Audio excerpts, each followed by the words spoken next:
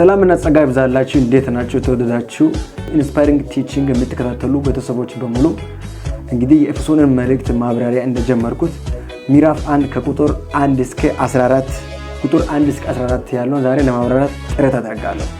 እንግዲህ ምዕራፍ 1 ከቁጥር 1 እስከ 14 ያለውን ለማብራራት ቁጥር 3 ያለው በማንበብ ጀምራለሁ። ምንድነው ምለው? በክርስቶስ በሰማያዊ ስፍራ በመንፈሳዊ በረከት ሁሉ የባረከን የጌታችን አምላክና አባት ይባረክናል።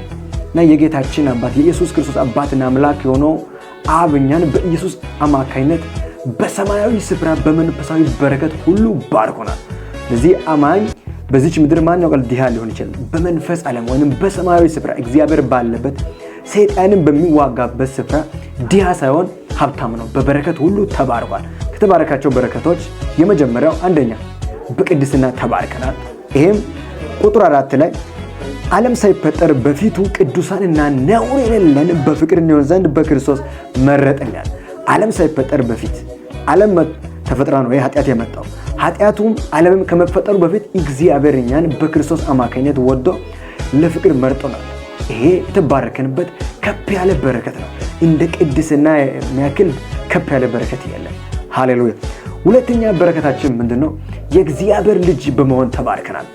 ቁጥር 5 ላይ እንዲህ ይላል፣ በበጎ ፈቃዱ እንደወደደ በኢየሱስ ክርስቶስ ስራ ለእርሱ ልጆች ልንሆን አስቀድሞ ወሰነ ይላል። ይህም ደግሞ አዶፕሽን ይላል። አዳም እኛን በትክክል እንደማያሳድገን ያወቀው አምላክ ከአዳም እኛን ወስዶ የራሱ ልጆች አድርጎ እኛን እንደሚያሳድገን ከዚህ በፊት ወስኖ ነበር እና አሁን እኛ የእግዚአብሔር ልጆች ነን። ያመነ ሁሉ የእግዚአብሔር ልጅ ነው። ያላመነ ግን የእግዚአብሔር ልጅ አይባልም። ምክንያቱም ወደ ወገኖቹ መጣ፣ ወገኖቹም አልተቀበሉትም። ለተቀበሉት ግን በስሙ ለሚያምኑት ለእነርሱ የእግዚአብሔር ልጆች የሆኑ ዘንድ ስልጣን ሰጣቸዋል እና ለእኛ የእግዚአብሔር ልጅነት ወይም የልጅነት ስልጣን አለ። ለአይዛቦች ግን ወይም ላልዳኑ ሰዎች የልጅነት ስልጣን ያላቸው እግዚአብሔር ለነሱ አባታቸው ሳይሆን አምላክ ብቻ ነው። ለእኛ ግን አምላክም ነው። ይገርማል። ይሄ የሚያስፈራ አምላክ ደግሞ አባታችን ነው። ሶስተኛ በረከታችን መበጀታችን ነው። ተበጅተናል። ምንድነው ምለው? ቁጥር 7 ላይ እንዲህ በውድ ልጁ እንደ ጸጋው ባለጠግነት መጠን በደሙ የተደረገ ቤዛነታችን አገኘን። ተበጅተናል። መበጀት ማለት ነፃ መውጣት ማለት ነው። በድሮ በባሪያ ንግድ አንድ ባሪያ ከባሪያ ንግድ ከሚያካሂዱ ሰዎች አንድ ባሪያ ይሸጣል። ጌታ ይገዛዋል። ጌታ ገዝቶ በቤቱ ባሪያ አድርጎ ያኖራል። እየሰራ አሽከር ሆኖ ይኖራል።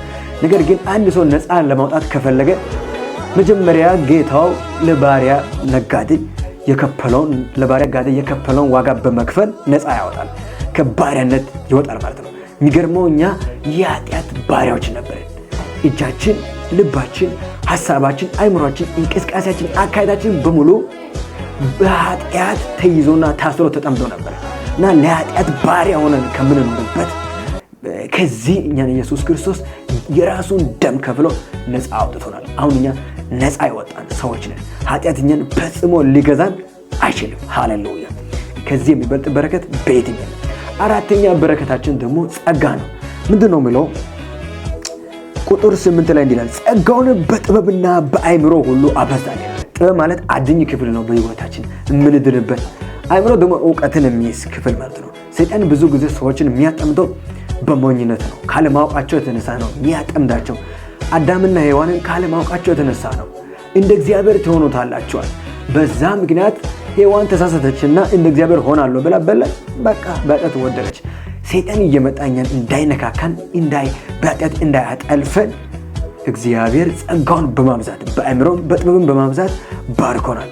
ሃሌሉያ። እኛ ለሰይጣን ማንመች ሰዎች ነን። ምክንያቱም እናውቃለን፣ ሐሳቡን እናውቃለን፣ ወጥመዱን እናውቃለን። ጳውሎስ ሲናገር አንሰትም ብሏል። ሃሌሉያ።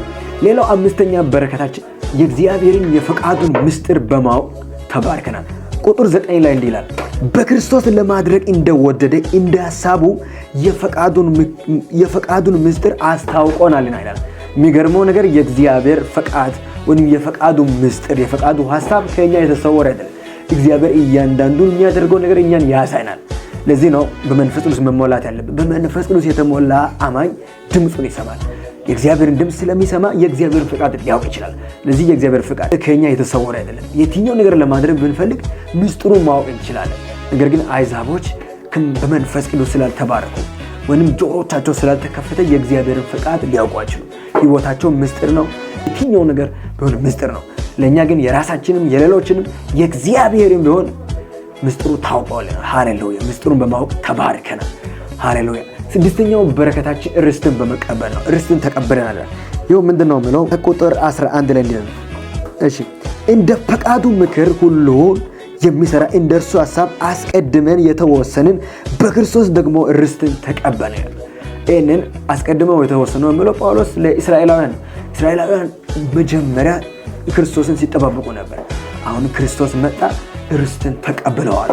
ሃሌሉያ! ሌላው ደግሞ ሰባተኛው በረከታችን በመንፈስ ቅዱስ መታተማችን ነው።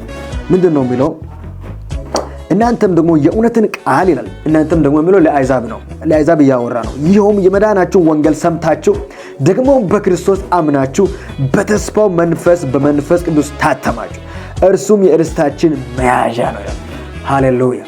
የሚገርመው ነገር ታተመናል ማለት መታተም ማለት አንድ አሁን የታተመበት ሲባል አሁን ለምሳሌ ማተም ያለበት መታወቂያ አንድ ሰው ቢይዝ ማንም ዝም ብሎ ሊነካ አይችልም፣ ይጠበቃል ማለት ነው።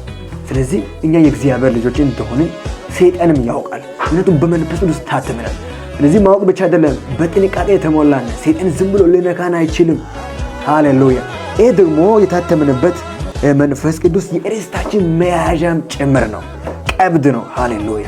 መንፈስ ቅዱስ ያለው ሰው የሰማይን ቀብድ ተቀብሏል። የሚገርመው ነገር አሁን ለምሳሌ በቤት ኪራይ ሕግ አንድ ሰው ቀብድ ከሰጠ ቤቱን ገብቶ ሊጠቀም ይችላል፣ ሊኖር ይችላል ዋናውን እስከሚሰጥ ድረስ።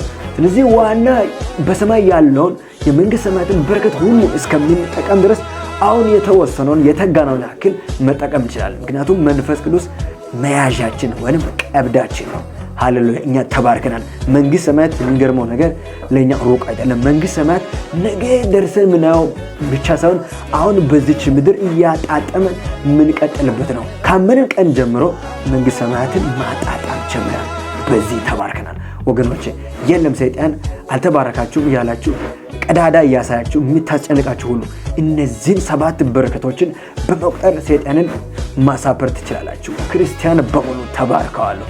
ሃሌሉያ! ወንድማችሁ አሮን ጦና ይባላለሁ። ለዚህ ቻናል አዲስ የሆናችሁ ሰብስክራይብ አድርጉ፣ ሌሎች ሼር ላይክ አድርጉ። ወዳችኋለሁ። መልካም ጊዜ ነው።